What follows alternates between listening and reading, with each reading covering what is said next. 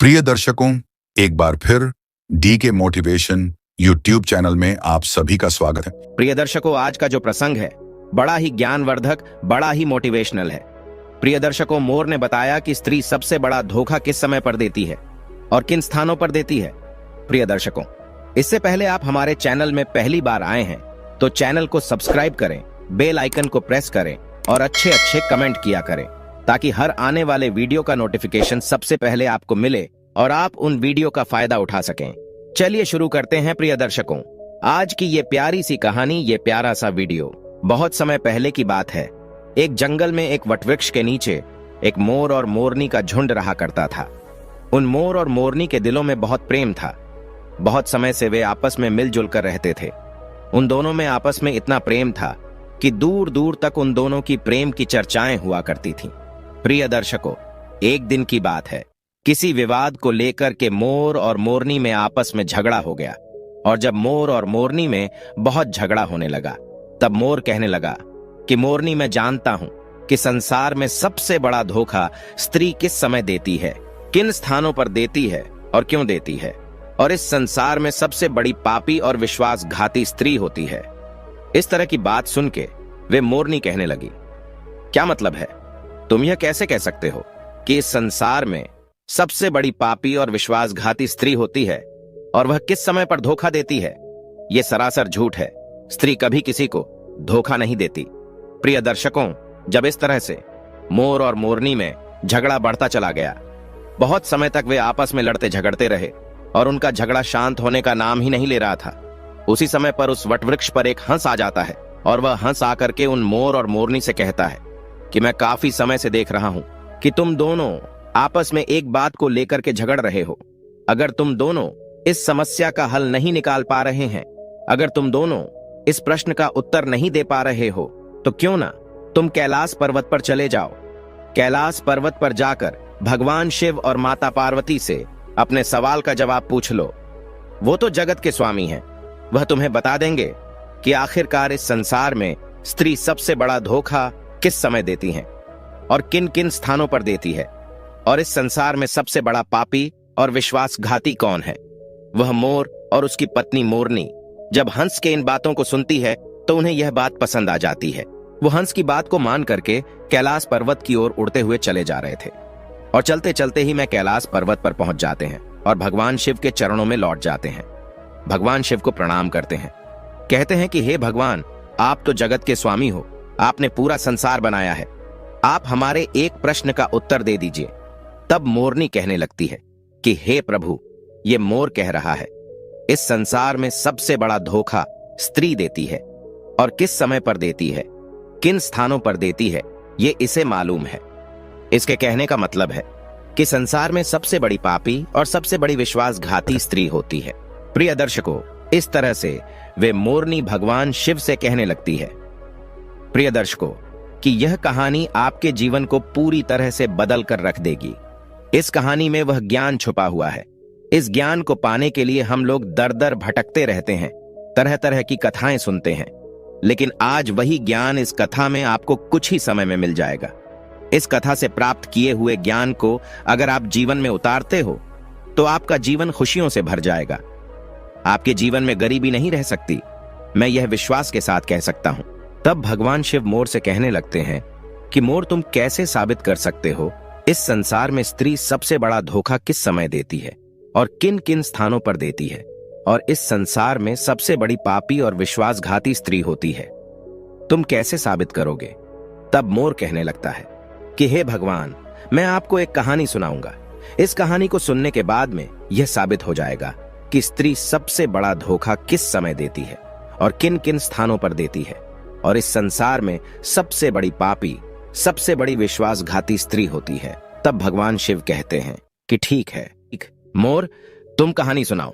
मैं तुम्हारी कहानी को पूरे गौर से सुनूंगा और फिर उसी से साबित होगा कि आखिरकार तुम सच बोल रहे हो या झूठ बोल रहे हो। इस संसार में स्त्री सबसे बड़ा धोखा किस समय पर देती है, यह दुनिया को भी पता चल जाएगा। वह मोर कहानी शुरू करने ही वाला था कि तभी वहां पर माता पार्वती आ जाती हैं और वह कहती हैं कि हे प्रभु, मैं भी कहानी सुनना चाहती हूं, मैं भी ये देखना चाहती हूं कि आखिरकार स्त्री अपने पुरुष को सबसे बड़ा धोखा किस समय पर देती है। मैं भी ये जानना चाहती हूं कि आखिरकार इस संसार में सबसे बड़ा पापी और विश्वासघाती कौन होता है। वो पुरुष होता है, वह स्त्री होती है, और किन कारणों से होते हैं। इस तरह से माता पार्वती भी कहानी को सुनने लगती है। तब वह मोर भगवान शिव को साक्षी मानकर कहानी सुनाने लगता है। कहने लगता है कि हे प्रभु, एक राज्य में एक उग्रसेन नाम का राजा राज करता था। उस राजा की 4 बेटे थे और उसके चारों बेटे बहुत ही ज्यादा बहादुर और बड़े ही प्रतापी थे। लेकिन प्रभु, सबसे बड़ा बेटा जिसका नाम विश्वजीत था, वह न केवल प्रतापी था बल्कि दिखने में भी बहुत ही सुंदर था। उसके सबसे बड़े बेटे विश्वजीत की पत्नी रत्नावती थी, जो देखने में बड़ी ही सुंदर और बड़ी ही रूपवान थी। वो अपने आगे किसी दूसरी स्त्री को सुंदर नहीं मानती थी। एक दिन की बात है, राजा उग्रसेन ने अपने बेटे विश्वजीत के लिए किसी बात पर नाराज होकर के अपने राज्य से उसे निकाल लेने का आदेश दे दिया। प्रिय दर्शकों, राजा की ऐसी बातों को सुनकर सभी इस बात को लेकर बड़े ही चिंतित हो गए। इधर उसके बाद में फिर विश्वजीत अपने महल में आ गया और अपने महल में जाकर के वह बड़ा ही हताश और निराश हो गया। उधर विश्वजीत को उदास देख करके विश्वजीत की पत्नी ने पूछा, हे स्वामी, आखिर आप इतने हताश निराश क्यों हैं? आखिर तुम्हें कौन सा दुख है? आखिर आपका चेहरा इतना मुरझाया क्यों है? आपका चेहरा इतना मुरझाया क्यों दिख रहा है? एक राजकुमार होकर के आखिर आप इतने चिंतित क्यों दिख रहे हैं? तब उसी समय पर विश्वजीत सोचने लगा, मैंने बहुत बुरा किया है, मैंने बड़ा गलत किया है, और अपने मन की सारी बातें अपनी पत्नी रत्नावती को बताने लगता है। रत्नावती को सारी बातें समझा देता। विश्वजीत की बातों को सुनकर के उसकी पत्नी उसी समय पर मूर्छित हो जाती थी, और जब वह मूर्छित हो जाती है तो विश्वजीत बड़ा घबरा जाता है और फिर उसके मुंह पर जल के कुछ छींटे डालता है। सोचने लगता है कि मैंने बहुत बड़ा गलत कर दिया है, इसको यह बात बताकर मैंने बहुत बड़ी गलती कर दी। कहा यह फूलों में पलने वाली, और कहा मैंने इसको इतनी गंभीर बात बता दी। इसके हृदय को बहुत बड़ा आघात लगा है। जब राजकुमार विश्वजीत उसको जल के छींटे डालता था, तब कहीं जाकर के रानी रत्नावती को होश आ जाता है, और जब वह होश में आती है तो रत्नावती अपने पति विश्वजीत से कहने लगती है, आप मुझ दासी को छोड़ करके परदेश के लिए चले जाएंगे तो फिर भला मैं आपके बिना कैसे जी पाऊंगी? हे स्वामी, मैं भी आपके साथ में ही जंगल में चलूंगी। अपनी पत्नी की बात सुनकर के तब राजकुमार विश्वजीत कहता है, हे प्रिय, आखिर तुम मेरे साथ में कैसे चल सकती हो? क्योंकि तुम्हें पता नहीं है, दूसरे राज्यों में अनेक प्रकार की मुसीबतें और संकट होते हैं। तुम इतने अच्छे, सुंदर और नरम नरम महलों में रहने वाली हो, तुम गलीचों पर चलने वाली हो, तो महलों के बिना इस मुसीबत को कैसे बर्दाश्त कर पाओगी? प्रिय दर्शकों, फिर तो राजकुमार विश्वजीत की बात को सुनकर के रानी रत्नावती कहने लगती है कि पिया जी, कितने भी दुख परेशानी दूसरे राज्य में हमें आएंगी, ऐसा सब हमारे साथ होते हुए भी हमें सुख से अधिक सुखमय लगेंगे।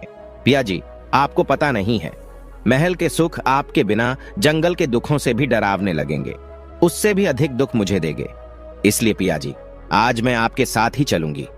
इधर मोर कहने लगता है कि हे प्रभु, रानी रत्नावती की आंखों में आंसू देख करके विश्वजीत ने अपने मन में सोचा कि मेरी पत्नी मेरे बिना जीवित नहीं रह सकती, वह अकेली यहां नहीं रहेगी।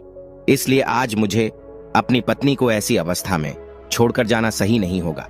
इन सभी बातों को सोच करके राजकुमार विश्वजीत अपनी पत्नी रत्नावती से कहता है कि हे प्रिय, तुम उदास मत रहना, आज हम तुम्हें अपने साथ में लेकर के जंगल में चलेंगे। विश्वजीत की इन बातों को सुनकर के रत्नावती भी एकदम से प्रसन्न हो जाती हैं और अपने पति के साथ में जाने की तैयारी में जुट जाती है, तैयारी करने लगती हैं। अगली सुबह के लिए वे दोनों पति पत्नी राज्य से निकल के एक जंगल में पहुंच जाते हैं और दोनों चलते चलते बहुत दूर निकल जाते हैं। तो दोनों चलते चलते बहुत थक भी चुके थे। फिर वह जंगल में एक बरगद के वृक्ष के नीचे विश्राम करने का निर्णय ले लेते हैं। वे दोनों लंबे सफर के कारण बहुत ज्यादा थके हारे हुए थे। उस समय पर ठंडी ठंडी हवा के झोंके भी चल रही थी। उसी समय ठंडी ठंडी हवा के झोंकों में उन दोनों पति पत्नियों को नींद भी आ गई। लेकिन प्रिय दर्शकों, कुछ देर के बाद में वहीं पर एक जहरीला सर्प आकर के रानी रत्नावती को काट देता है। और इधर मोर कहता है कि हे प्रभु, अब आगे भी सुनिए। जब उस जहरीले सर्प ने रानी रत्नावती को डस लिया तो रानी रत्नावती एकदम से तड़पने लगी। पत्नी को दर्द से कराता हुआ देख करके विश्वजीत की आंख एकदम से खुल गई तब विश्वजीत रानी को तड़पता हुआ देख करके और सांप को जाता हुआ देख करके एकदम से घबरा जाता है। राजकुमार विश्वजीत बहुत बेचैन हो जाता है। प्रिय दर्शकों, ऐसे दृश्य को देखते ही उसकी आंखों के सामने उसकी पत्नी की मृत्यु हो गई। इस प्रकार से अपनी पत्नी को मरी हुई देख करके विश्वजीत ऊंचे ऊंचे स्वर में विलाप करने लगा। उसका रोना धोना सुनकर के जंगल के शेर, भेड़ियां और आदि जानवर उसे खाने के लिए आने लगे। फिर राजकुमार विश्वजीत ने अपने दिल पर पत्थर रख करके यह निश्चय कर लिया कि इस जंगल में मेरी जीवन संगिनी ही मर गई है, तो फिर भला मैं जी करके क्या करूंगा। आज मैं अपनी पत्नी के बिना इसी जंगल में अपने प्राणों को भी त्याग दूंगा। ऐसा निश्चय करने के बाद में फिर वह अपनी पत्नी की लाश के पास से उठ जाता है और जंगल में जाकर के सूखी लकड़ियों को इकट्ठी करने लगता है और लकड़ियों को इकट्ठा करते करते रो रो कर कहता है कि मैं भी आज अपनी पत्नी के साथ में जल करके मर जाऊंगा। प्रिय दर्शकों, उसी समय पर वहां से एक दिव्य संत गुजर रहे थे। जब वे दिव्य संत विश्वजीत को रोते हुए देखते हैं तो वह कहने लगते हैं कि पुत्र, तुम क्यों रो रहे हो? इस भयानक जंगल में तुम क्यों विलाप कर रहे हो? अगर तुम ऐसे ही रोते रहे तो जंगल के जानवर तुम्हें अपना भोजन बना लेंगे। तुम्हें किस बात का दुख है? तुम क्यों रो रहे हो? तब राजकुमार विश्वजीत से उस महात्मा से कहने लगता है कि हे महात्मा, मैं राजकुमार विश्वजीत हूं और मैं राजा उग्रसेन का बेटा हूं। मेरी पत्नी को यहां एक जहरीले सर्प ने डस लिया है, जिससे मेरी पत्नी की मृत्यु हो गई है। हे महात्मा, मेरी पत्नी बड़ी चरित्रवान थी, बड़ी पतिव्रता थी। वह मुझे बहुत प्रेम करती थी और मेरे साथ आने के कारण उसकी मृत्यु हो गई है। हे महात्मा, ऐसी पत्नी मुझे दोबारा नहीं मिल सकती। ऐसी चरित्रवान स्त्री मुझे दोबारा इस संसार में कभी नहीं मिल सकती। इसलिए हे महात्मा, मैं भी अपनी पत्नी के साथ में मैं भी अपने प्राण त्याग दूंगा। मैं भी उसके साथ में अपनी जान दे दूंगा। महात्मा, मेरे पिता ने मुझे अपने राज्य से निकाल दिया है और इसलिए मेरी पत्नी इस जंगल में मेरे साथ आई थी और उस जगह पर आते आते उसे सर्प ने डस लिया। इसकी वजह भी मैं हूं। अगर वह मेरे साथ ना आती तो शायद आज वह जीवित होती। प्रिय दर्शकों, वे महात्मा कहने लगते हैं कि राजकुमार, तू बहुत ही बड़ा मूर्ख है और अज्ञानी भी है। यह संसार है, यहां तो इंसानों का आना जाना लगा ही रहता है। इस संसार में जितने भी मनुष्य आए हैं उन सभी मनुष्य के लिए इस शरीर को त्यागना ही होता है। इस बात को तू भी जानता है। इस संसार में जो भी आता है वह अकेला आता है, कोई भी किसी के साथ में नहीं आता और न ही कुछ लेकर जाता है और न ही कोई किसी के साथ जाता है। फिर भी तुम आज मूर्खों की तरह मेरे सामने खड़े होकर के बातें कर रहे हो। महात्मा कहने लगते हैं कि हे राजकुमार, अगर तुम जीवित रहोगे तो तुम इस तरह की कई रानियों को अपने पास प्राप्त कर सकते हो। इस तरह की कई रानियां तुम्हें फिर से मिल सकती हैं। आज तुम मेरी बात मान लो और अपनी प्राण मत त्यागो। तब राजकुमार कहने लगता है कि नहीं महात्मा, मैं अपने प्राण जरूर त्यागूंगा। ऐसी रानी मुझे इस संसार में नहीं मिल सकती। मेरी रानी बहुत ही चरित्रवान और बहुत ही पतिव्रता थी। तब महात्मा कहने लगते हैं कि हे राजकुमार, आज तुम मेरे कहने पर मरने का विचार त्याग दो। तुम्हें मालूम नहीं है, इस मानव शरीर को पाने के लिए देवता भी दिन रात बहुत ज्यादा इच्छुक होते हैं। तो फिर आप जानबूझकर इस शरीर को नष्ट क्यों करना चाहते हो? प्रिय दर्शकों, इस प्रकार से उस महात्मा के शब्दों को सुन करके इंद्रसेन कहने लगता है कि महात्मा, आपने जो कुछ भी कहा है वह सत्य है, लेकिन इतनी बड़ी पतिव्रता पत्नी मुझे किसी भी जन्म में नहीं मिलेगी। इसलिए आज अपनी पत्नी के साथ में ही चलकर मैं मरना चाहता हूं। प्रिय दर्शकों, फिर उसके बाद में उस महात्मा ने विश्वजीत के विचार को सुन करके पूरी तरीके से जान लिया कि यह जीवित नहीं बचेगा। यह राजकुमार अपनी पत्नी के बिना नहीं रह सकता। तब महात्मा विश्वजीत से कहने लगे, हे राजकुमार, तेरी पत्नी को जीवित करने का केवल एक ही उपाय है। अब तू मेरी बात को बड़े ध्यान से सुन। यदि तू उपाय को कर सकता है तो तेरी पत्नी भी पहले की तरह ही जीवित हो सकती है। तब विश्वजीत महात्मा की बात को सुन करके जवाब देने लगता है। कहता है, महात्मा, अब जो कुछ भी कहेंगे वह सब कुछ करने के लिए मैं तैयार हूं। कृपया करके मेरी स्त्री को तुम जीवित कर दो। तब महात्मा ने जवाब दिया, हे राजकुमार, तुम्हारी रानी की जो आयु थी वह केवल 20 वर्ष की थी, जो कि इसने इतने लंबे सफर में उसे बिता दिया। इसके बदले तेरी जो उम्र है वह 70 वर्ष की है। इसमें अभी तेरी आयु भी 30 वर्ष बीत चुकी है। तेरे जीवन में भी अभी 40 वर्ष बाकी है। यानी कि तुझे 40 साल और जीने का अवसर है। यदि तू अपनी पत्नी को आधी उम्र समर्पण कर देता है तो तुम दोनों की उम्र जो है वह एक समान हो जाएगी। यदि तुम इस बात को मान लो, इस बात पर तैयार हो जाओ, तो तुम्हारी पत्नी जल्द ही जीवित हो जाएगी। प्रिय दर्शकों, इस तरीके से उस महात्मा की बात को सुनकर के राजकुमार विश्वजीत कहने लगता है कि तुम्हारी बातों को मैं मानने के लिए तैयार हूं। फिर उसके बाद में महात्मा विश्वजीत के हाथ में जल देता है और उस जल को रानी के पैरों में डालने के लिए कहता है और कहता है कि तुम संकल्प लो कि मैं अपनी 20 वर्ष आयु में रानी को दान करता हूं। अब वह मोर कहता है कि हे प्रभु। जैसे ही राजकुमार विश्वजीत ने यह संकल्प लिया कि वह अपनी 20 वर्ष आयु अपनी पत्नी रत्नावती को दान कर रहा है, उसी वक्त दिव्य संत कहने लगते हैं कि हे राजकुमार, पहले मेरी एक बात को बड़े ध्यान के साथ में समझ लो। इसमें तुम्हें गुप्त रहस्य भी मिलेगा जिसे समझना, तुम्हें बहुत जानना बहुत जरूरी है। अभी तो तुझे अपनी पत्नी की आवश्यकता है, तुम जल को डाल के उसे बचा सकते हो, लेकिन भविष्य में यदि तुम्हें अपनी पत्नी की आवश्यकता नहीं पड़ती है तो अभी कुछ नहीं बिगड़ा है। तुम अपने संकल्प को वापस ले सकते हो, और जब तुम उस संकल्प को वापस ले लेते हो तो उसी क्षण से तुम्हारी पत्नी की मौत हो जाएगी। उसी क्षण इसकी मृत्यु निश्चित है। परंतु राजकुमार, एक बात को तुम हमेशा याद रखना, इस संकल्प को वापस लेने की बात अपनी रानी से कभी मत कहना, नहीं तो तुम अपने संकल्प को वापस नहीं ले सकोगे। वे महात्मा कहते हैं कि हमेशा याद रखना, मनुष्य को जीवन में कुछ बातें छुपा करके रखनी चाहिए, क्योंकि कभी कभी यह बातें कुछ काम आ सकती हैं। प्रिय दर्शकों, फिर तो ऐसा कहकर राजकुमार विश्वजीत ने अपनी पत्नी को 20 वर्ष आयुदान दे दी। राजकुमारी रत्नावती वहां पर उठकर बैठ खड़ी हो गई। उधर वह महात्मा वहां से अदृश्य हो गए। उसी क्षण राजकुमार विश्वजीत अपनी पत्नी से कहता है कि हे प्रिय, आप तो सो गई थी, मैंने आपको नहीं जगाया। फिर उसके बाद में विश्वजीत अपनी पत्नी से कहने लगा, तुम बहुत ज्यादा थकी हारी हुई थी, इसलिए मैंने तुम्हें नहीं जगाया। इधर मोर कहने लगता है कि हे प्रभु। इस प्रकार से राजकुमार विश्वजीत ने अपनी पत्नी से ये सारी बातें छुपा ली कि सर्प ने तुम्हें काट लिया था और तुम मर गई थी। इन बातों को विश्वजीत ने अपनी पत्नी से गुप्त ही रखा। इधर वह मोर कहने लगता है कि फिर वहां से विश्वजीत अपनी पत्नी को लेकर के आगे बढ़ जाता है, और कई दिनों के बाद उसने बहुत ही सुंदर स्थान को देखा। वहां पर एक फकीर की कुटिया बनी हुई थी। वहां पर वह पहुंच गए तो वहां पर उन्होंने देखा कि एक सुंदर सा फकीर वहां पर बैठा हुआ हुक्का पी रहा है, और इधर दोनों पति पत्नी बहुत ज्यादा थके हारे हुए थे, इसलिए वे दोनों उस फकीर के पास में जाकर के बैठ गए।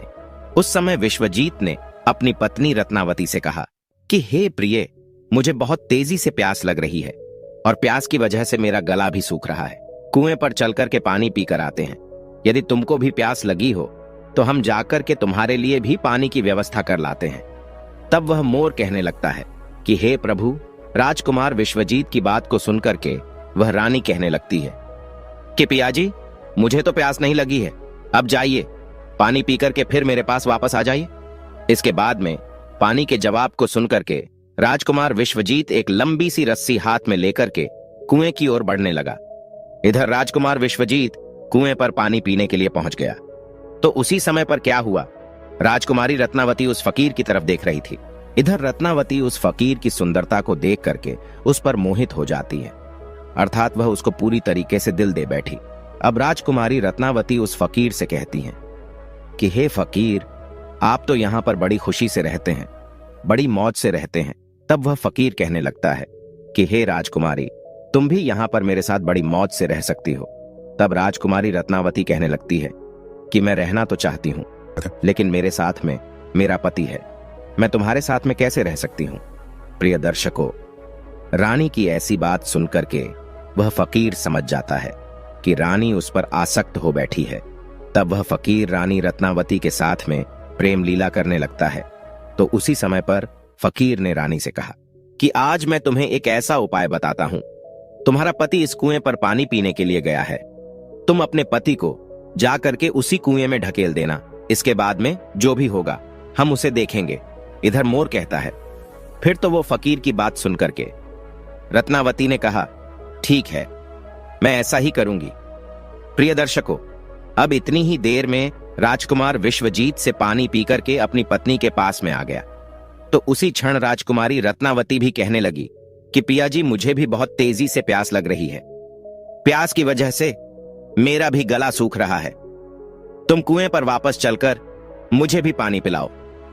तो उसी वक्त पत्नी की बात को सुनकर के राजकुमार विश्वजीत कहने लगा कि प्रिय, मैंने तुमसे जाने से पहले ही पूछा था और तुमने पानी पीने को मना कर दिया था।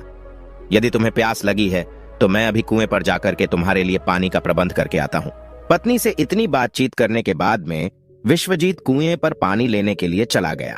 तब रानी भी उसके साथ में पीछे पीछे चल दी और कहने लगी, अब मैं यहाँ पर बैठकर क्या करूंगी, मैं भी तुम्हारे साथ पीछे पीछे चलती हूँ। प्रिय दर्शकों, इधर वह मोर कहता है कि प्रभु, राजकुमार विश्वजीत जो था वह अपनी पत्नी के प्रेम में बहुत बुरी तरह पागल था। आखिर उसको यह कहां मालूम था कि मेरी ही पत्नी मेरे ही प्राण लेने के लिए मेरे पीछे पीछे आ रही है। प्रिय दर्शकों, हमारे विद्वानों ने सच कहा है, स्त्रियों के त्रिया चरित्र को देवता भी नहीं समझ पाए तो आखिर मानव क्या चीज है। स्त्रियों के जाल में अच्छे से अच्छे, बड़े से बड़े बुद्धिमान भी फंस जाते हैं। अब राजकुमार विश्वजीत कुएं पर जाकर के पानी भरने के लिए बाल्टी नीचे डालता है तो उसी क्षण राजकुमारी रत्नावती ने अपने पति विश्वजीत को धक्का मार दिया और उसे कुएं में धकेल दिया। और ऐसा करने बाद में खुद लौट कर करके उस फकीर के पास में पहुंच जाती है और वह फकीर उस रानी को अपने साथ में लेकर के एक राज्य में जाकर के रहने लगता है। वहां पर वह दोनों ही बड़ी हंसी खुशी के साथ में प्रेम पूर्वक रहने लगते हैं। उस फकीर ने उस रानी रत्नावती को बहुत ही अच्छा सा नृत्य करना सिखा दिया। अब तो वो रानी जो थी बहुत ही बड़ी बड़ी नृत्यांगना बन गई है, नगर में नाचने के मामले में सबसे ज्यादा प्रसिद्ध हो गई। इस तरीके से रानी के नृत्य रूप के कारण उस फकीर के पास में लाखों करोड़ों रुपए बन गए हैं। अब तो रानी जो थी उस फकीर के पास में बड़ी ऐशो आराम से मस्ती के साथ में रहने लगी। जिस समय रानी ने अपने पति विश्वजीत को उस कुएं में ढकेल दिया था, तब सहयोग से उस समय कुएं पर एक जंजीर कुएं में लटकी हुई थी। विश्वजीत ने कुएं में गिरते समय उस जंजीर को पकड़ लिया था और उस जंजीर को पकड़ करके लटका हुआ था। अब तो विश्वजीत उस कुएं में भगवान को याद करके सोचने लगा, हे प्रभु, क्या यही मेरे प्यार की सजा है। अब कुछ देर बाद में बंजारों की एक टोली वहां पर आ गई। उन बंजारों के झुंड में से एक बंजारा अपनी बाल्टी लेकर के उस कुएं की ओर बढ़ने लगा तो कुएं के नजदीक आकर के उसने अपनी बाल्टी उस कुएं में पानी भरने के लिए डाल दी। तब उसी समय पर विश्वजीत ने उस बाल्टी को अपने हाथों से पकड़ लिया। अब तो बंजारा इस दृश्य को देख करके एकदम से चौंक गया और उसने पूछा, हे भाई, आखिर तुम कौन हो। तब राजकुमार विश्वजीत ने जवाब दिया, भाई, मैं बड़ी मुसीबत का मारा हूं, कृपया करके मुझे यहां से निकालो और मेरी जान को बचा लो। यदि आज तुमने मेरी जान बचाई तो मैं तुम्हारा एहसान पूरी जिंदगी भर नहीं भूलूंगा। प्रिय दर्शकों, अब तो ऐसा कहकर के राजकुमार विश्वजीत उस बंजारे से प्रार्थना करने लगा, किंतु राजकुमार विश्वजीत की इस दुख और पीड़ा को देख करके उस बंजारा के मन में दया आ जाती है और वह सोचने लगा कि इंसान ही इंसान के काम आता है। और उसने विश्वजीत को उस कुएं से बाहर निकाल लिया और पूछा कि हे भाई, आखिर तुम कौन हो, आखिर तुम उस कुएं में कैसे गिर गए, मुझे अपना वृत्तांत बताओ। तब विश्वजीत ने जवाब दिया, हे भाई, मैं किस मुंह से अपना हाल आपको बताऊं। जो घटनाएं, जो मुसीबतें मेरे साथ में घटी हैं, भगवान न करे इस प्रकार की मुसीबतें फिर किसी के साथ में घटे।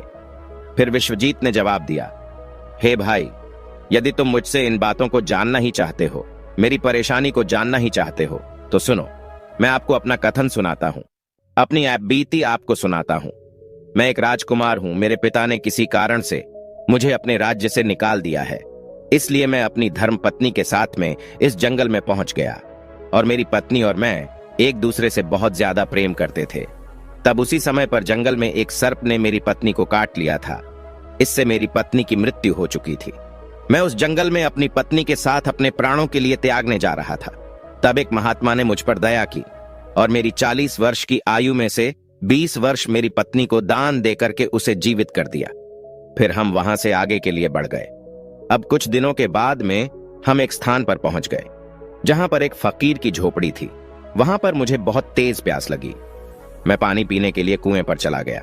जब मैं वापस आया तो मेरी पत्नी ने कहा कि उसे भी प्यास लगी है और मुझे भी साथ लेकर के कुएं पर पानी पिला लाओ। और इसी तरीके से तय करके मेरी पत्नी मेरे साथ साथ उस कुएं पर पहुंची। मैं उस कुएं से पानी निकाल रहा था तो मेरी पत्नी ने मुझे पीछे से धक्का दे दिया। कुएं में लटकती हुई जंजीर मेरे हाथों में आ गई, जिससे मैं कुएं में डूबने से बच गया। और फिर जब आप आ गए तो मैंने आपको आवाज दी, जिसके बाद आपने मुझे कुएं से निकाल लिया और मेरे प्राणों की रक्षा की। अब इधर मोर कहने लगता है कि हे प्रभु। इस प्रकार से राजकुमार विश्वजीत ने बड़े उदास मन से अपनी आप बीती उस बंजारे को सुना दिया। और फिर अपना कथन सुनाने के बाद में राजकुमार विश्वजीत एकदम से चुप हो गया। उधर उस बंजारे ने राजकुमार विश्वजीत को उन बातों को सुनाया और अपनी रानी की करतूतों को सुना करके बड़ा ही निराश हुआ और कहने लगा, राजकुमार, किसी ने सच कहा है, स्त्रियों के त्रिया चरित्र को भगवान भी नहीं समझ पाए तो आखिर मनुष्य यह कैसे समझ सकता है। स्त्रियों का चक्रव्यूह भी कुछ ऐसा ही होता है, जिसमें फंस करके मनुष्य कुछ भी नहीं कर पाता है, वह बर्बाद हो जाता है। ऐसा कहने के बाद में उस बंजारे ने विश्वजीत के सिर पर हाथ घुमाया और कहने लगा, हे भाई, तुम चिंता मत करो, भगवान बड़े ही दयालु होते हैं, वे तुम्हारी सहायता जरूर ही करेंगे। उस बंजारे ने कहा कि मित्र, अगर तुम चाहो तो हमारे झुंड में हमारे साथ रह सकते हो। तब बंजारे की बात को सुनकर के विश्वजीत उस बंजारे के साथ में ही रहने के लिए सहमत हो गया।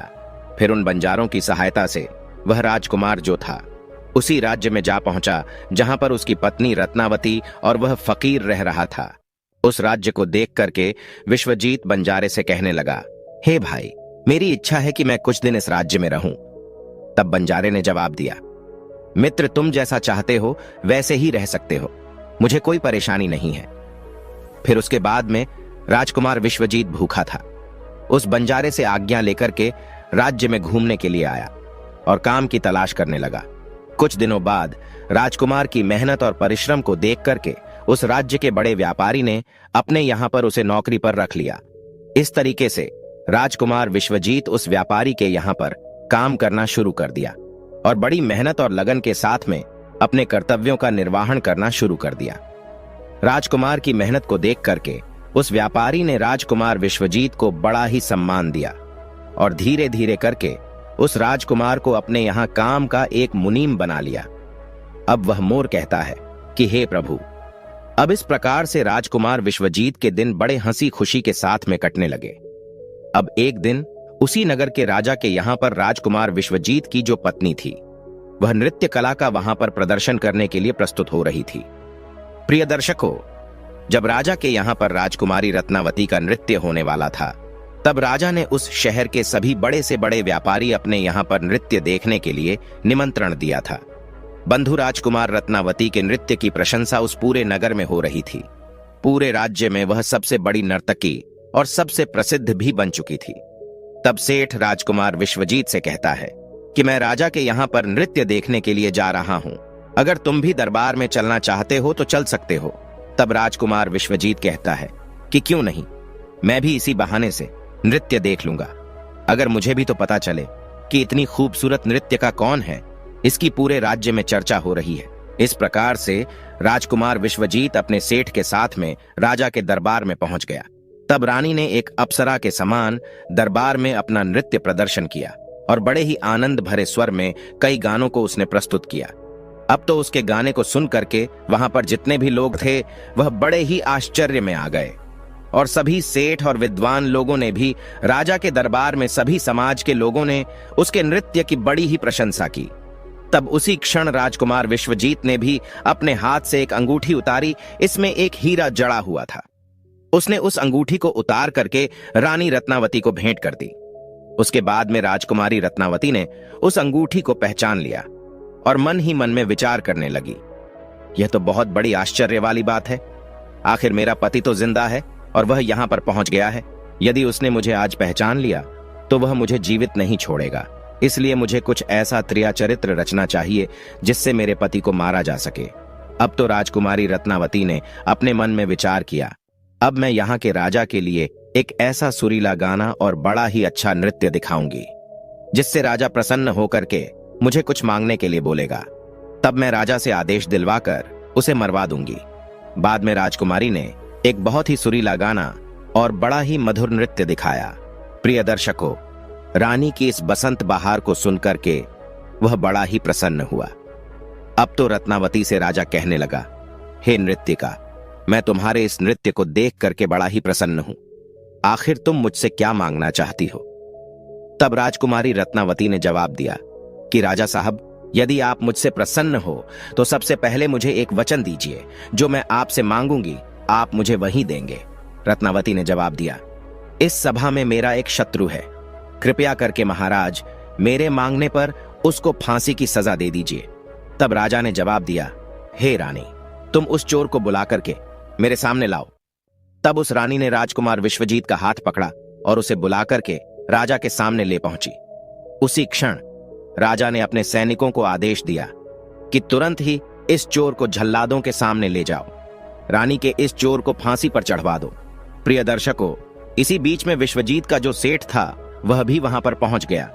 वह डरता हुआ विश्वजीत के पास में गया और उससे पूछा कि आखिर तुमने इस नाचने वाली का क्या चुराया है, जिसकी वजह से वे तुझे अपना शत्रु बता रही है और वह तुझे मरवाना चाहती है।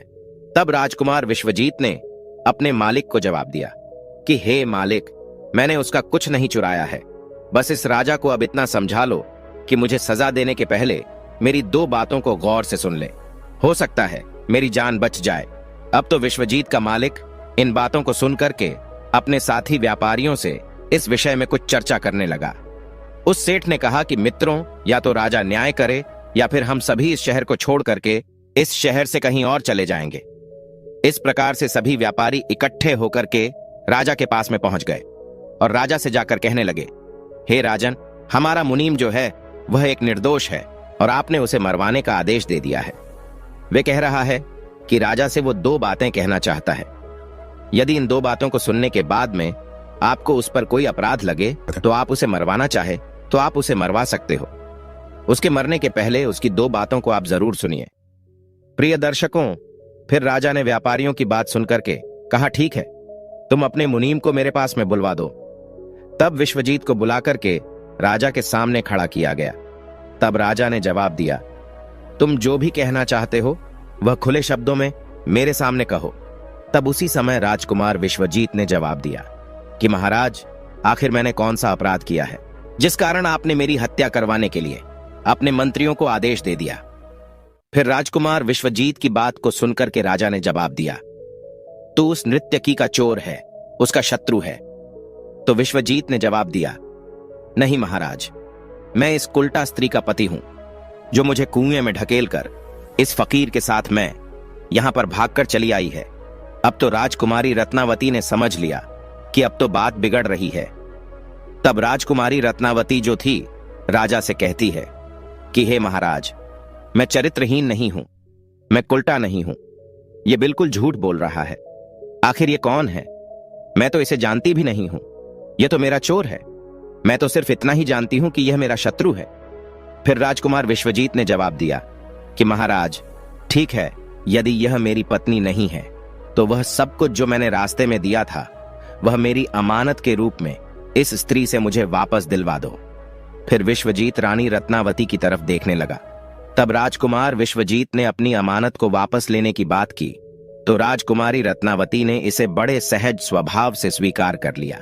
तब विश्वजीत ने जवाब दिया, अच्छा, अब तुम अपने हाथों में गंगा जल लो, अब तुम्हारा न्याय इसी सभा में होगा और सभी के सामने होगा। तब राजकुमारी रत्नावती ने जल डाल करके जमीन पर रखा और कहा कि वही वस्तु जो रास्ते में मुझे दी गई थी, मैं इसे आज से वापस कर रही हूं। तब उसी क्षण राजकुमार विश्वजीत ने अपने हाथों जल लिया और जल लेकर के यह बात कही कि मैंने रास्ते में जो कुछ भी चीज अपनी रानी को दी है वह मैं वापस ले रहा हूं, और हाथों में गंगा जल ले लिया। उसी वक्त रानी रत्नावती ने भी अपने हाथों में जल लिया और कहा कि मुझे रास्ते में जो वस्तु भी इसने दी है, मैं उसकी वस्तु इसके कहने के अनुसार आज इसे वापस कर रही हूं। जैसे ही उसने अपने हाथों से जल छोड़ा तो उसी क्षण रानी के शरीर से प्राण निकल गए। अब वह मोर कहने लगा कि प्रभु, इस दृश्य को देख करके वहां के लोग जो कि एकदम से आश्चर्यचकित हो गए। राजा के लिए भी यह बात बड़ी ही चिंता का विषय बन गई। तब राजा विश्वजीत से कहने लगा, आखिर यह क्या हो गया? मुझे सच्चाई बताओ, सच्चाई क्या है? तब उसी क्षण राजकुमार विश्वजीत अपनी कहानी सुनाने लगा। अपने जीवन की सभी घटनाओं को खुल करके बताते हुए उसके राज्य से निकाले जाने से लेकर अब तक की सभी घटनाओं को उसने सुना दिया। और राजा ने भी बड़े ध्यान के साथ में सुना। राजा ने पूरी कथा को सुनकर के विश्वजीत को अपने गले से लगा लिया और उसके बाद में राजा ने अपनी राजकुमारी की शादी विश्वजीत के साथ में करवा दी। तभी इधर मोर कहने लगा, हे प्रभु, मैंने इस कहानी को सुना है। इस कहानी को सुनने के बाद में मैं भी स्त्रियों से घृणा करने लगा हूं और मैं बड़े दावे के साथ कह सकता हूं कि संसार में स्त्री जो है पुरुषों से अधिक ज्यादा पापी और धोखेबाज होती है, इसके साथ ही विश्वासघाती भी होती है। प्रिय दर्शकों, उस समय उस मोर ने यह कहानी माता पार्वती और भगवान शिव को सुनाई और यह बताया कि स्त्री ही होती है पुरुष की तुलना में सबसे ज्यादा विश्वासघाती और पापी होती है। इस कहानी को सुनने के बाद में भगवान शिव और माता पार्वती एकदम से हैरान रह गए। तब माता पार्वती कहने लगी कि मुझे लगता है ये मोर सच कह रहा है। स्त्री तो किसी में से ही एक दो ही सच्ची और ईमानदार और चरित्रवान निकलती है, परंतु इसके अलावा पुरुषों में भी कुछ ऐसे प्राणी हैं जो पापी और विश्वासघाती हो सकते हैं। भगवान शिव ने पूछा कि मोरनी, तुम इस बात को कैसे सिद्ध करोगी कि पुरुष भी सबसे बड़ा पापी और विश्वासघाती होता है और वह किस समय पर धोखा देता है? भगवान शिव की बात को सुनकर के मोरनी कहने लगी, प्रभु, मैं भी अब आपको एक छोटी सी कहानी सुनाती हूं जिससे साफ साफ मालूम होगा कि स्त्री की तुलना में पुरुष सबसे ज्यादा पापी और दुराचारी होते हैं और धोखेबाज भी होते हैं और वह किस समय पर धोखा देते हैं यह भी आपको पता चलेगा। फिर उस मोरनी ने भगवान शिव और माता पार्वती के सामने ही कहानी कहना प्रारंभ किया। मोरनी कहने लगी, हे प्रभु, एक नगर में एक सेठ रहा करता था। उस सेठ का एक लड़का था और वह लड़का रात दिन जुआबाजी और सट्टा खेलता था। सेठ के खूब समझाने के बावजूद भी वह लड़का नहीं समझता था। अंततः सेठ उसको समझा समझाकर मृत्यु को प्राप्त हो गया, लेकिन वो लड़का नहीं समझा। जब पिता की मृत्यु होने के बाद वो लड़का और भी ज्यादा अस्वतंत्र हो गया। अपने पिता की सारी जमीन, सारी जमा पूंजी को सट्टे में फूंक दिया। सट्टाबाजी में ही पूरी जमा पूंजी को लगा दिया और बर्बाद होकर के जमीन दौलत सब कुछ बेच करके बस सट्टेबाजी में लग गया और गांव छोड़कर निकल गया। जब वो लड़का गांव छोड़कर निकल जाता है तो दोबारा लौट करके उस गांव में नहीं आता है। घूमता घूमता वो एक नगर में पहुंच जाता है। उस नगर के राजा के महल के सामने जाकर के बैठ जाता है। राजा उस लड़के को देखता है और देखने के बाद राजा सोचने लगता है कि ये लड़का बड़ा सुंदर है। हो सकता है या तो कोई सेठ का लड़का हो या किसी राजा का लड़का हो। राजा इसी बात को सोचकर उस लड़के को अपने पास बुलवाता है। सैनिक उस लड़के को राजा के पास लेकर के जाते हैं। राजा उस लड़के से पूछता है, भाई तुम कहां से आए हो? दिखने में बड़े सुंदर हो, सीधे साधे लगते हो। तुम कौन हो? कहां से आए हो? तुमको क्या परेशानी है? लड़का राजा को जवाब देता है। वो राजा से कहता है, राजा साहब, मैं एक बहुत बड़ा व्यापारी हूं। रास्ते में कुछ गुंडों ने, कुछ लुटेरों ने मिलकर के मेरा सामान लूट लिया है और मैं यहां पहुंच गया हूं। प्रिय दर्शकों, उस लड़के की इतनी बात सुनकर राजा उस लड़के पर विश्वास कर लेता है। लड़का राजा से कहता है कि राजा साहब, मेरा सारा सामान लुटेरों ने लूट लिया है। मेरे पास कुछ भी नहीं है, खाने को भी मेरे पास कुछ भी नहीं बचा है। सब कुछ लुटेरों ने लूट लिया है। मुझे मेरे गांव जाने के लिए भी पैसे नहीं है। राजा उस लड़के की बात पर विश्वास कर लेता है। लड़का कहता है, यदि राजा साहब आप मेरी थोड़ी सी सहायता कर दें तो मैं अपने गांव तक जा सकता हूं और आपका बहुत ही भला होगा, आपकी बड़ी कृपा होगी। प्रिय दर्शकों, राजा लड़के के झांसे में आ जाता है। राजा सोचने लगता है कि लड़का व्यापारी है और बड़ा सुंदर भी है। उस राजा का कोई लड़का नहीं था, सिर्फ एक लड़की थी। वो राजा सोचने लगा कि मेरी मृत्यु के बाद मेरे राज्य को ये लड़का बड़े आराम से संभाल सकता है, क्योंकि लड़का सुंदर भी है और ज्ञानी भी है, बड़ा व्यापारी भी है। यही बात सोचकर वो सोचने लगता है कि क्यों ना मैं अपनी लड़की की शादी इस लड़के से करवा दूं और यह मेरा घर जमाई बन करके रह सकता है और आने वाले समय में यह मेरे राज्य को भी संभाल सकता है। यही सोचकर राजा उस लड़के से कहता है, बेटा, मैं अपनी पुत्री की शादी तुम्हारे साथ कर दूं तो तुम्हें कोई आपत्ति तो नहीं है? प्रिय दर्शकों, लड़का यह बात को सुनकर मन ही मन में अंदर ही अंदर बड़ा खुश होने लगता है। लड़का राजा से कहता है, हाँ राजा साहब, मैं तैयार हूं। यदि आपका हुक्म है, आपका आदेश है, तो मैं कैसे मना कर सकता हूं। प्रिय दर्शकों, राजा अपनी पुत्री की शादी उस लड़के से करा देते हैं। काफी सारा धन, दौलत और दास दासियां देकर अपनी पुत्री को उस लड़के के साथ राजा विदा कर देते हैं। प्रिय दर्शकों, जब लड़का राजा की पुत्री को लेकर के जाता है तो रास्ते में उन्हें एक जंगल पड़ता है। उस जंगल में वो लड़का उस राजा की पुत्री से कहता है, देखो अब तुम मेरी पत्नी हो, और पत्नी का यह धर्म होता है कि वो पति की हर बात का पालन करे। लड़का कहता है, यह घना जंगल है और इस जंगल में लुटेरे बहुत ज्यादा होते हैं। इसी जंगल में मेरा भी सारा सामान लुटेरे लूट के ले गए थे, इसलिए आपके पास जितने भी गहने हैं, जितने भी गहने आपने पहन रखे हैं, वो सारे उतार कर मुझे दे दीजिए, वरना लुटेरे यहां से लूट करके ले जा सकते हैं। प्रिय दर्शकों, पत्नी अपने पति पर विश्वास करती है और यह सदा से चला आ रहा है कि पत्नी अपने पति पर विश्वास करती है। वो पत्नी भी अपने पति पर पूर्ण विश्वास करती थी, तो वो कहती है, ठीक है जी, यदि आप कह रहे हैं तो मैं अपने सारे गहने उतार करके आपको दे देती हूं। प्रिय दर्शकों, वो राजा की लड़की अपने सारे गहने उतार कर अपने पति को दे देती है। वह लड़का पत्नी के सारे गहने लेकर अपनी कमर में बांध लेता है। प्रिय दर्शकों, और राजा ने जितना भी धन दौलत दिया था उन सबको वो एक जगह इकट्ठा कर लेता है और रास्ते में आगे जाकर के वह विश्राम करने के लिए रुकते हैं। जब वह विश्राम करने के लिए रुकते हैं तो लड़का सभी दास दासियों को मार देता है और उस लड़की को पास ही में कुआं था, उस कुएं में धकेल देता है और वहां से सारा सामान लेकर के भाग जाता है। लड़का सोचता है कि सबको मार दिया है, पत्नी को भी कुएं में धकेल दिया है, तो पत्नी भी खत्म हो जाएगी और अब मैं इन पैसों से बड़े आराम से अपना जीवन व्यतीत करूंगा। खूब मैं जुआमबाजी करूंगा, खूब मैं सट्टा लगाऊंगा। यही सोच करके लड़का वहां से सारा सामान लेकर के भाग जाता है। प्रिय दर्शकों, लेकिन उस लड़के की पत्नी कुएं में खत्म नहीं हुई। उसने एक डाल को पकड़ लिया और जोर जोर से चिल्लाती रही कि मुझे कोई कुएं से बाहर निकालो। प्रिय दर्शकों, रास्ते में कुछ लोग जा रहे थे।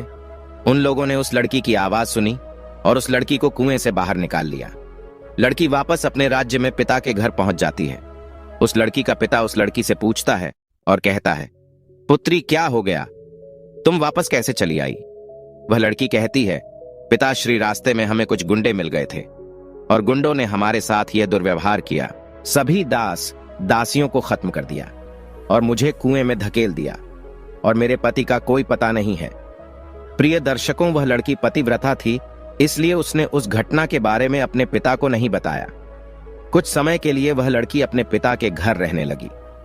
कुछ समय निकलने के बाद वो लड़का फिर से उस राजा के द्वार पर आता है, अपने ससुर के राज्य में आता है। प्रिय दर्शकों, वह जितना भी धन लूट करके ले गया था उसने सब कुछ जुआबाजी, सट्टाबाजी में उड़ा दिया था। जब एक भी पैसा उसके पास नहीं बचा तो वो लड़का फिर से अपने ससुर के पास आता है। वो सोचने लगता है कि अपने ससुर से जाकर यह कहूंगा कि ससुर जी, आप नाना बनने वाले हैं। इस बात को सुनकर ससुर जी मुझे फिर से बहुत सारा धन देंगे और इस धन से मैं फिर से अय्याशी करूंगा। यही सोचकर वह लड़का फिर से उस राजा के द्वार पर आता है, लेकिन उस लड़के को द्वार पर ही उसकी पत्नी मिल जाती है। वह लड़की अपने पति को देखकर पहले तो थोड़ा गुस्सा होती है और बाद में अपने पति को बुलाकर कहती है, देखो जी, मैंने अपने पिता को ऐसी कोई बात नहीं बताई है। मैंने अपने पिता से यह कहा है कि हमें रास्ते में कुछ लुटेरों ने लूट लिया है और दास दासियों को मार दिया है और मुझे कुएं में धकेल दिया है और मेरे पति का कुछ पता नहीं है। यही बात आपको भी मेरे पिता से कहनी है। प्रिय दर्शकों, लड़का अपनी पत्नी की इस बात को सुनकर बड़ा खुश होता है। सोचने लगता है कि मेरी पत्नी तो वास्तविकता में पतिव्रता है। प्रिय दर्शकों, लेकिन कुत्ते की पूंछ को कितने वर्ष भी आप सीधा करके रखो, लेकिन वह टेढ़ी की टेढ़ी ही निकलती है। कुत्ते की पूंछ कभी भी सीधी नहीं हो सकती। इसी तरीके से यह लड़का भी कभी सीधा नहीं हो सकता। यह लड़का फिर से राजा के पास जाता है और पत्नी ने जो बात कही है वही बात राजा से कहता है। प्रिय दर्शकों, लड़के की बात पर राजा विश्वास कर लेता है। प्रिय दर्शकों, लड़का अपनी पत्नी से फिर से कहता है कि देखिए, मैं आपको लेने के लिए आया हूं। मुझे अपनी गलती का एहसास है। पता नहीं ऐसा क्या हुआ था मेरे साथ जो मैंने आपके साथ ऐसा व्यवहार किया, लेकिन मुझे अब मेरी गलती का एहसास हो गया है। मैं आपको लेने के लिए आया हूं। आपको कल सुबह ही प्रातः काल ही मैं यहां से लेकर जाऊंगा। आप तैयार रहिएगा। अब आप जाकर सो जाइए। प्रिय दर्शकों, सारे घर वाले सो जाते हैं। राजा सो जाता है, उसकी पत्नी सो जाती है। वह लड़का आंधी रात को उठता है और राजा की तलवार से राजा की गर्दन काट देता है, अपनी पत्नी की गर्दन काट देता है। सभी को मारने के बाद वहां से सारा धन और उस स्त्री के गहने चुरा करके फिर से अपने गांव लौट आता है। इस प्रकार से मोरनी कहने लगती है, अब आप बताइए कि संसार में सबसे बड़ा पापी और विश्वासघाती कौन है। अब न्याय आपके हाथ में है। अब आप ही बताइए कि इस संसार में सबसे बड़ा पापी और विश्वासघाती कौन है। तब भगवान शिव कहने लगते हैं कि मैंने तुम दोनों की कहानी बड़े ही ध्यानपूर्वक सुनी है कि दोनों का न्याय करता हूं। सच में संसार में स्त्री पुरुष के बीच में सबसे ज्यादा पापी और विश्वासघाती कौन होता है, यह तो स्पष्ट करना मुश्किल है। तब भगवान शिव कहते हैं कि बिना किसी शंका के यह सत्य है कि इंसान की सोच जब उसके स्तर से नीचे गिर जाती है तो वही इंसान पापी और विश्वासघाती होता है, चाहे वह स्त्री हो या फिर पुरुषों हो। मनुष्य को किसी भी प्रकार के पाप करने से पहले यही सोचना चाहिए कि क्या वह सही कर रहा है या फिर नहीं। पापी और विश्वासघाती होने के लिए मनुष्य में कोई जाति नहीं होती है, उस इंसान की सोच और प्रीति भाव का परिणाम होता है। प्रिय दर्शकों, वास्तव में इंसान की सोच ही उसके स्तर से नीचे गिर जाती है तो वही इंसान पापी और विश्वासघाती बन जाता है, चाहे वह स्त्री हो चाहे वह पुरुष। प्रिय दर्शकों, इस प्रकार से भगवान शिव उस मोर मोरनी का न्याय करते हैं। प्रिय दर्शकों, हमारी आज की कहानी, आज का वीडियो यहां समाप्त होता है। प्रिय दर्शकों, हम आशा करते हैं आपको यह कहानी बेहद पसंद आई होगी और आप इस कहानी से बहुत ही प्रेरणा लेंगे। तो मिलते हैं आपसे अगली वीडियो में। तब तक के लिए अपना ख्याल रखिए और खुश रहिए। धन्यवाद।